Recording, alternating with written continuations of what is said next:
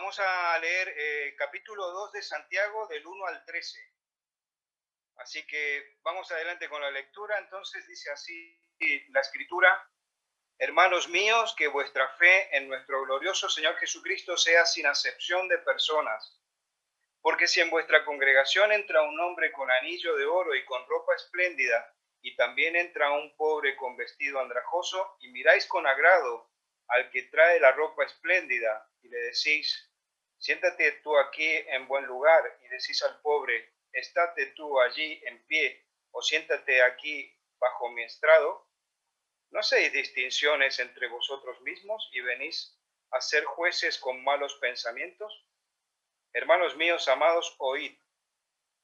¿No ha elegido Dios a los pobres de este mundo para que sean ricos en fe y herederos del reino que ha prometido a los que le aman? Pero vosotros habéis afrentado al pobre. ¿No os oprimen los ricos y no son ellos los mismos que os arrastran a los tribunales? ¿No blasfeman ellos el buen nombre que fue invocado sobre vosotros? Si en verdad cumplís la ley real, conforme a la Escritura, amarás a tu prójimo como a ti mismo, bien hacéis. Pero si hacéis acepción de personas, cometéis pecado y quedáis convictos por la ley como transgresores. Porque cualquiera que guardare toda la ley, pero ofendiere en un punto, se hace culpable de todos. Porque el que dijo: no cometerás adulterio, también ha dicho: no matarás. Ahora bien, si no cometes adulterio, pero matas, ya te has hecho transgresor de la ley. Así hablad y así haced, como los que habéis de ser juzgados por la ley de la libertad. Porque juicio sin misericordia se hará con aquel que no hiciere misericordia, y la misericordia triunfa sobre el juicio. El Señor te bendiga. Ahora también, Silvia, para compartirnos. Muy bien, muchas gracias. Gracias por los mensajes de apoyo también, y porque al estar en los primeros días de los síntomas, pues puedo hacerlo. Igual más adelante estaré ya más flojilla, pero me hace mucha ilusión porque lo he estado preparando esta semana, he ido añadiendo citas y disfruto mucho preparándolo, aprendo mucho y compartirlo con vosotros pues también es una alegría. Y bueno, pues este trocito de la carta de Santiago, que es a la iglesia primitiva, ¿no? ¿Qué objetivo tenía? Santiago, vemos que aquí está diciendo que hacer acepción de personas es una actitud que invalida nuestra fe, ¿no? El objetivo de esta carta es que busquemos una fe pura. Era muy práctico, ¿no? Una fe pura y práctica, libre de impurezas y detalles que invaliden esa fe, ¿no? Como decía el proverbio, una pequeña mota hace que se estropeen a veces cosas muy, muy buenas, ¿no? Como un perfume o a veces un detallito hace que la fe que practicamos sea fe, ¿no? Hasta aquí, que llevamos poquito de la epístola de Santiago, ya nos hemos dado cuenta que ya nos avisa, ¿no? Que hay un método para perfeccionar esa fe. La fe que tiene uno no puede haber nacido de muchas maneras, desde nuestra infancia, lo que nos han enseñado, pero hay algo que ya tenemos aprendido, que es que las pruebas, las dificultades, es lo que realmente le da valor a nuestra fe, la perfecciona, ¿no? ¿Os acordáis, no? En el versículo 3 y 4 del capítulo 1 que decía: sabiendo que la prueba de vuestra fe produce paciencia, que es una cosa muy buena, ¿no? Pero no solo os conforméis con la paciencia, sino que tenga su obra completa, que vosotros seáis completos y cabales, no quedando atrás en nada, dice la versión del 2015. Y vemos que no faltan dificultades, ¿no? En nuestra vida Dios nos está probando y Santiago va más allá. Santiago quiere que esa fe sea buena y ya nos está probando el Señor, pues bueno, que no seamos nosotros la causa, porque a veces resulta que nos vienen problemas muy gordos, que la fe nos crece, pero en cambio luego el problema somos nosotros mismos, con nuestras actitudes, que arruinamos el testimonio. ¿Qué señales hay de que realmente tenemos una fe real? Pues es lo que aquí vemos en este texto, ¿no? Ya lo ha dicho. antes ha dicho otras cosas y después de este capítulo se dirán otras cosas. ¿Os acordáis que en el capítulo 3 se hablará del mal uso de la lengua? Hay muchas cosas, ¿no? La ambición, el orgullo, pero aquí se refiere a una cosa muy mala que, por desgracia, es un error en el que podemos caer todos, ¿no? Que es el hacer acepción de personas. ¿Qué quiere decir esta palabra? El hacer discriminación, el mirar con mejores ojos a unos hermanos que a otro por las causas que sean, ¿no? Dice, del 9 al 11, en el capítulo 1 nos adelantó que la ambición a las riquezas es lo que puede estar en la raíz de que tengamos preferencias por un hermano de mejor posición social.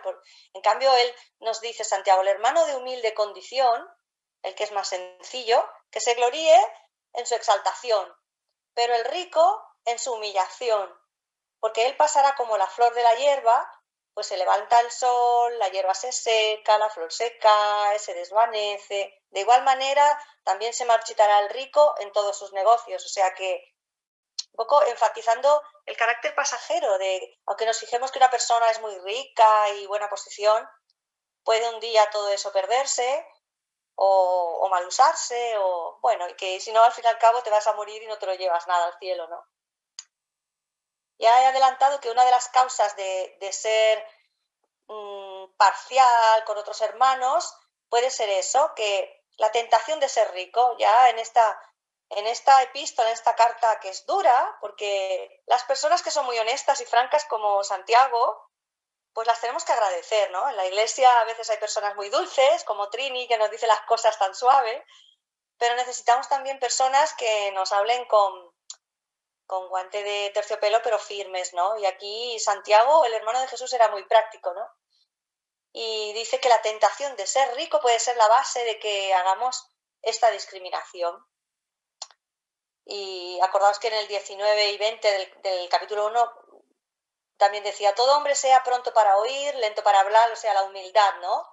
Que no nos airemos, porque ahí lo que hay es un poco de orgullo, ¿no? Y eso no obra la justicia de Dios. Así que hay que despojarse de toda malicia, inmundicia, todo eso que nos aleja de la docilidad que necesitamos para aprender de la palabra de Dios, dice el versículo 21, lo voy parafraseando, ¿no?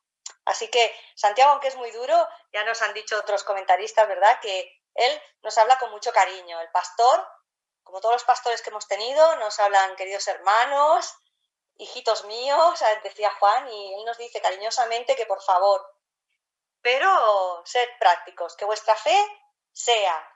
Las señoras que hemos escuchado ya estudios de Santiago gracias a Esther Rodríguez y también con Marisa, se enfatizaba esto, que vuestra fe sea, no solo que vuestra fe está ahí en una nebulosa, yo creo en Dios, no, vuestra fe se demuestre, nos lo explicaba también Manuel, ¿no? Que la fe se justifique, se enseñe, se vea. Y una de las marcas es que no hagamos distinciones. Otra causa, quizás ya lo he dicho, ¿no?, que el hecho de ser orgulloso puede ser que eso haga que en la iglesia haya discriminaciones. Ya no el orgullo de que yo soy más rico, más pudiente, sino el orgullo de ser más listo, menos listo, yo tengo más sabiduría. Esa es otra tentación, ¿no?, de la vanagloria, ¿no? Y en cambio vemos, ¿no?, en el capítulo 3 veremos más adelante que la verdadera sabiduría se demuestra otra vez que práctico es Santiago, con la buena conducta.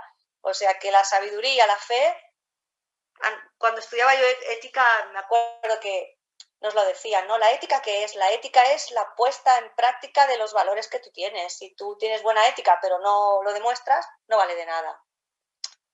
Así que por eso llega a decir, ¿quién es sabio? Entendido, no buscáis ser... Se ve que había un poco de disputas, ¿no?, en la iglesia en este sentido. Claro, se estaban formando un poco los fundamentos de la iglesia, estaba entrando gente nueva, y decía, pues el que sea sabio tiene que demostrar con su buena conducta y además mansedumbre su sabiduría, porque es lo que dice, que la buena sabiduría es la que procede de lo alto, pacífica y llena de buenos frutos. Y fijaos que dice una cosa que estamos aquí hablando, imparcial y no hipócrita, ¿eh? Eso está relacionado un poco con el trato con alguien que tú eres imparcial, quiere decir que a uno le das más que a otro. Hipócrita, pues que le pones una sonrisa más grande a uno por lo que sea, cuando no lo sientes, por algún interés, ¿no?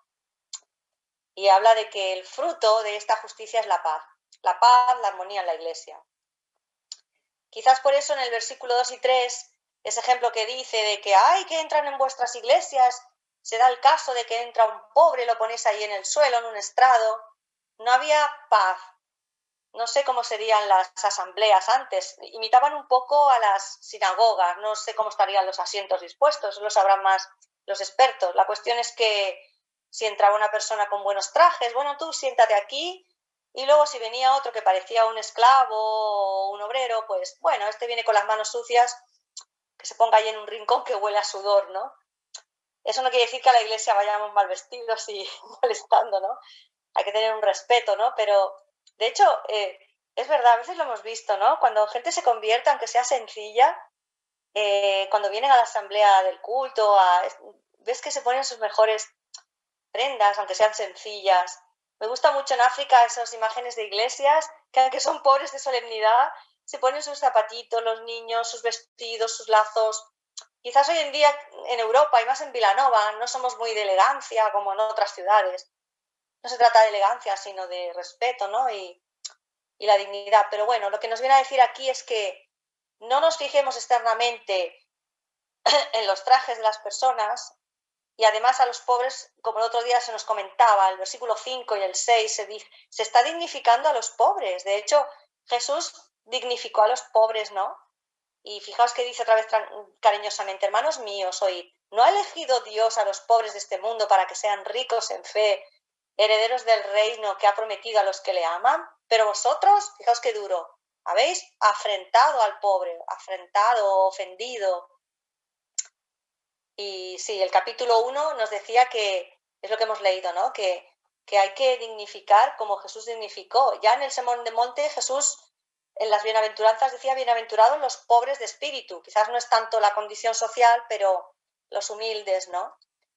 Y no quiero decir esto que los ricos los tenemos que mirar despectivamente, porque Zaqueo era un hombre rico y se convirtió al Señor, y Lidia, el otro día se nos decía en el culto Daniel, que Lidia era una señora potentada, ¿no? José de Arimatea, pues le dio a Jesús un sepulcro y tal, y era rico, ¿no? Y eran buenos creyentes. La fe condiciona la salvación, no la condición social, ¿no? Es un perogrullo, pero a veces se nos escapa un poquito.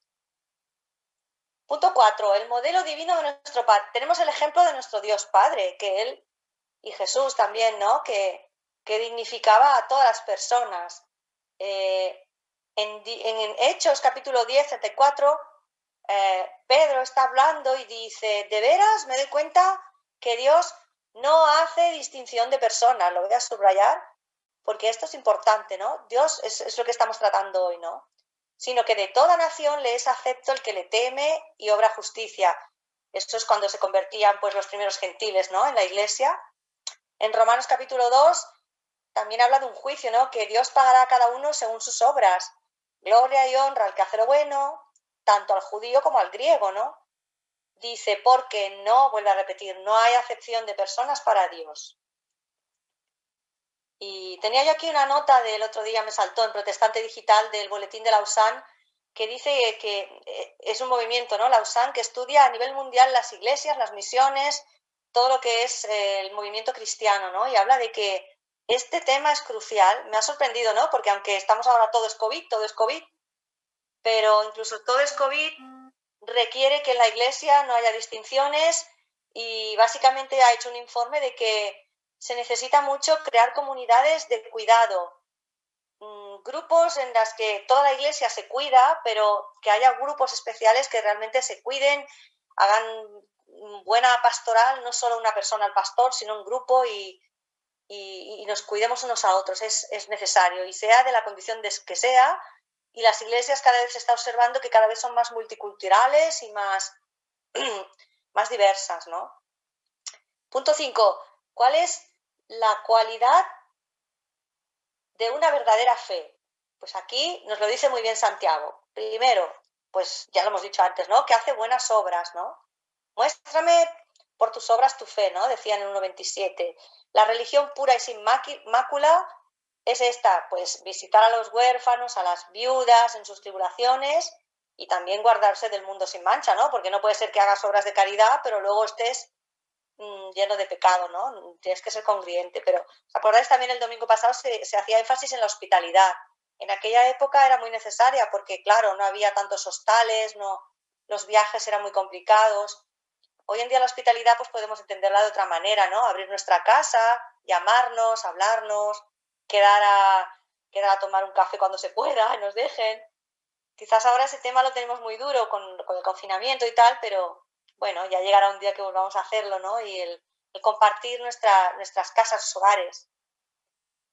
También me acordaba estos días de la mujer virtuosa, que una de sus virtudes, entre otras muchas, es esta, de que sus manos extiende al pobre y al necesitado, ¿no? Eso es otra perla de la mujer virtuosa. Y también que ahora he acabado yo mi plan de lectura de la Biblia anual y en el Apocalipsis, qué bonito. Y cuando habla de la esposa de Cristo que baja ataviada con sus vestidos, dice que el vestido, la ropa de los creyentes son en realidad nuestras buenas obras, ¿no? Y por eso será tan preciosa la esposa, la iglesia del Señor, porque estará perfeccionada para hacer muchas buenas obras. Otra característica es que la buena fe y verdadera cumple la ley de Dios. Claro, los judíos estaban obsesionados, que es la primera iglesia, pues en cumplir la ley. Y no es malo, el Señor Jesús también dijo que Él había venido a cumplir la ley. Lo que pasa que cumplir la rajatabla y por el legalismo no íbamos a ser salvos. Pero sí que es bueno buscar y de hecho es como nos decían, ¿no?, nuestros hermanos sobre este libro, que la única Biblia que tenían ellos era el Antiguo Testamento. Y si buscan en el Antiguo Testamento, el Deuteronomio habla mucho del pobre, ¿no? Por ejemplo, en el capítulo 15, del 9 al 11, Deuteronomio decía el Señor: guárdate que no haya en tu corazón pensamiento perverso para decir, uy, está el año séptimo, el año de remisión, que era un año en el que tenían que perdonar todas las deudas a sus hermanos.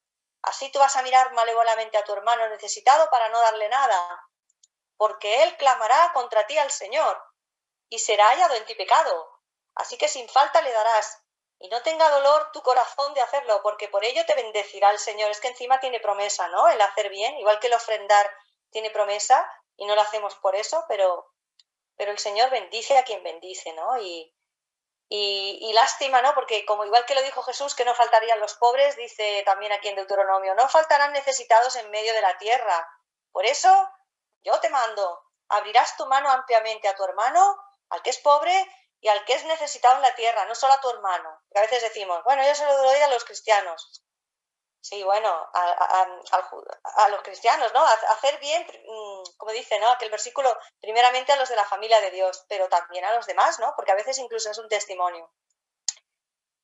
Proverbios, ellos tenían también los proverbios, podían leerlos y habla de, abre tu boca por el mudo en el juicio, por todos los desafortunados, abre tu boca, juzga con justicia, defiende al pobre y al necesitado. Así que, y Juan en sus epístolas, ya el Nuevo Testamento, decía, este es un mandamiento, que creamos en el nombre de Jesús, pero también que nos amemos unos a otros como Él nos ha amado. Otra característica, no sé si estoy diciendo muchas cosas muy densas, pero son fáciles de entender, ¿no? Yo creo. Una fe viva. Una fe viva, ya sabemos que cuando una fe está muerta es que, ya lo ha dicho, ¿no?, Santiago 2, del 15 al 17, dice, si un hermano y una hermana están desnudos, lo veremos más adelante, ¿no? Pero bueno, yo he hecho trampa y he cogido versículos de después, pero es que me vienen muy bien. Si un hermano está desnudo y tiene necesidad del mantenimiento diario, y tú le dices, eso nos ha pasado a veces, ¿verdad? Bueno, vete en paz, que el Señor te bendiga, calentaos y saciaos, pero si no les dais las cosas que son necesarias para el cuerpo, ¿de qué aprovecha? Dice, así también la fe, si no tiene obras, es muerta en sí misma, ¿no? Que el Señor nos dé una fe, pero más práctica y menos idealista, ¿no? A veces, yo tengo tanta fe que eso se va a cumplir. Y es una excusa para no hacer nada. Y le decimos al Señor, haz tú todo. No, el Señor te dice, con tus cosas, haz lo que puedas, ¿eh? Porque ya veremos al final que también hay que ser un poco sensato, ¿no? Así que, si somos salvos, nuestra fe viva se tiene que demostrar. Lo decía Juan, ¿eh? Nosotros sabemos que hemos pasado de muerte a vida porque amamos a nuestros hermanos. Y amar significa, pues eso, hacer cosas por ellos. El que no ama está como muerto. Todo aquel que odia a su hermano es homicida. Madre mía, qué frase, ¿no? Pero es un poco lo que leemos luego al final, que si no cumples un mandamiento, no adulterarás, es como si, o si cumples, ama a Dios o no adulteres, pero odias a tu hermano, es que eres homicida. Es como matar, es otro mandamiento. Bueno, el Señor eso lo condena mucho, ¿eh? El odiar al hermano es como ya casi matarlo, porque al fin y al cabo es la raíz, ¿no? De donde se producen luego los asesinatos, empieza por el odio. En esto hemos conocido el amor, sigue Juan, en que si Dios puso su vida por nosotros, también nosotros debemos poner nuestra vida por nuestros hermanos. Así que fijaos hasta dónde tiene que llegar nuestro amor. Bueno, hemos leído muchas biografías de misioneros, de historias, de incluso gente sencilla creyente que cuando los nazis expusieron su vida por los cristianos, por salvar judíos, y sigue habiendo gente que da su vida por sus hermanos. Y en fin, bueno, por ejemplo, dar sangre, ¿no? También, ya que soy enfermera, mi padre iba siempre a dar sangre cada mes hasta que le dijeron, señor, no dé usted ya más sangre, que es mayor. Son gestos, ¿no? De que amamos a las personas, ¿no? No amemos de palabra ni de lengua, sino en hecho y en verdad. Otro hermano que era muy práctico, Juan, el evangelista, ¿no? La persona del amor, ¿no? Es más, Juan habla tanto del amor. Otra característica que tiene que tener nuestra fe es que tiene respeto, que es respetuosa, que no ofende. Bueno, ya lo hemos dicho un poquito, ¿no? Que el no tratar bien al pobre es ofenderle, ¿no? Y a veces decimos, ay, qué mal estoy, qué poco tengo. Si yo soy pobre, y yo digo, no ofendas a los pobres diciendo eso, porque un pobre no tiene nada de lo que nosotros tenemos, ¿no? Y ofendemos a Dios y a los pobres, ¿no? No amar a una persona es ofenderle, y eso ya lo he dicho en el Antiguo y en el Nuevo Testamento. Y además tenía maldición, porque dice Proverbios, ya lo conocéis, ¿no? Que el que oprime al necesitado, al pobre, afrenta a quién, al pobre, sí, pero también a su hacedor, que es el tuyo, que es Dios. En cambio, el que tiene misericordia del pobre lo honra. También en Proverbios 14 dice, el que se mofa, el que se burla del pobre, lo mismo viene a decir, afrenta a su hacedor. Y el que se alegra por su calamidad no quedará impune. Dios ve y Dios dará el merecido. Otra característica, bueno, no hay muchas más, ¿eh? Tiene muchas la fe, pero no. De las que vemos aquí es que también, esto es breve, es una fe rica, ya lo dice, ¿no? El versículo 2.5 habla de que las personas en realidad que son salvas tienen una fe rica y un amor sincero con Dios, ¿eh? El versículo 5 lo ha dicho. Y se dice en pocas palabras, pero es algo muy profundo, ¿no? Una fe rica quizás es esta, ¿no? Que tiene todas estas cosas y que ama de verdad a Dios. Otra característica es lo que hemos dicho, ¿no? Que seamos sensatos, que porque ser generosos no significa que tengamos la mano tan abierta, que se nos va todo por aquí, que le damos a cualquiera sin mirar. Por eso tenemos en nuestra iglesia un diaconado de ayuda social, por eso hay un equipo, por eso hay un consejo en donde se toman decisiones, porque está bien que uno a nivel personal a veces conoces, ¿no? A un hermano, a un amigo y le ayudas, está muy bien, ¿no? Pero a veces viene un desconocido a la iglesia y los que ya llevamos años y hemos pasado por varias iglesias lo vemos, que ya saben que la iglesia, bueno, esta gente es buena y tal, y se aprovechan de nosotros y son pícaros. Y es gente que hay que amonestarla y decirle, bueno, bien, te podemos ayudar, pero tú a ver a qué vienes aquí, ¿no? Y sé sincero, ¿no? Así que creo que está ahí el equilibrio, ¿no? Que nuestra fe sea sensata. Por un lado, no tenemos que tener intereses, porque aquí habla, ¿no? De que, por eso dice, no es que esté diciendo que odiemos a los pobres, ¿no? En los versículos 6. Dice, a ver, tanto que aduláis a los pobres, si son ellos los que os llevan a los tribunales, seguramente no eran sus hermanos los que hacían eso, serían los pobres de esa sociedad. Pero les hace ver un poco de que, oye, tanto le hacéis la pelota a la gente pudiente y resulta que son los que os estaban dando, era la situación de entonces, de aquel entonces. Gracias a Dios a nosotros, de momento se portan bien, ¿no? Los políticos o los potentados con nosotros y no nos oprimen demasiado. Y gracias a la FEREDE porque mira por nuestros derechos de las iglesias. Otra característica, a ver, ¿cuántas quedan? Quedan poquitas, quedan dos. ¿Qué hora es? Una fe que está libre y basada en la ley de la libertad. Es libre. Es el versículo que hemos leído en el 12. Quiere decir, a ver, este texto es un poco así para interpretar, ¿eh? Los teólogos, por favor, que ahí luego añadan lo que ellos vean ahí, arrojen luz, pero lo que yo en mi humilde estudio he intentado encontrar es que es eso, que la fe tiene que ser rica y que esto, ¿cómo se dice? Respetamos la ley, pero no la legalidad, ¿no? Sino que la ley de Dios en realidad, como Jesús lo decía, ¿no? El principal mandamiento, ¿cuál es? Amarás a Dios y amarás a tu prójimo, es el amor, ¿no? Y realmente la ley bien aplicada en realidad nos libera. Yo se lo decía a los niños en la escuela dominical. Cuando enseñábamos los 10 mandamientos, yo decía, niños, ¿esto es malo? Que Dios mande, no hagas esto, no hagas lo otro, no hagas lo otro.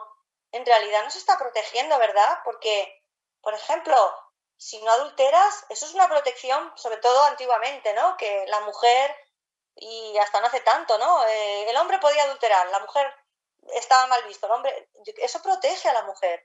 Que tu vecino no codicie tu casa, eso te evita, te protege, ¿verdad? Te da como libertad de que hay países en los que no cierran los coches con llave ni sus casas porque confían tanto en los vecinos, en Japón, en según qué ciudades de América.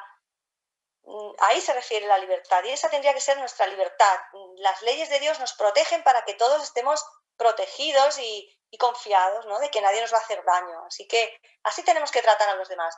Y habla también de juzgar, porque habla de que si nosotros juzgamos a los demás, bueno, tú eres rico, tú piensa que, y a lo mejor estás juzgando a otro, oye, es que esto no sé qué, no sé cuánto, el Señor también te va a juzgar a ti con esa medida.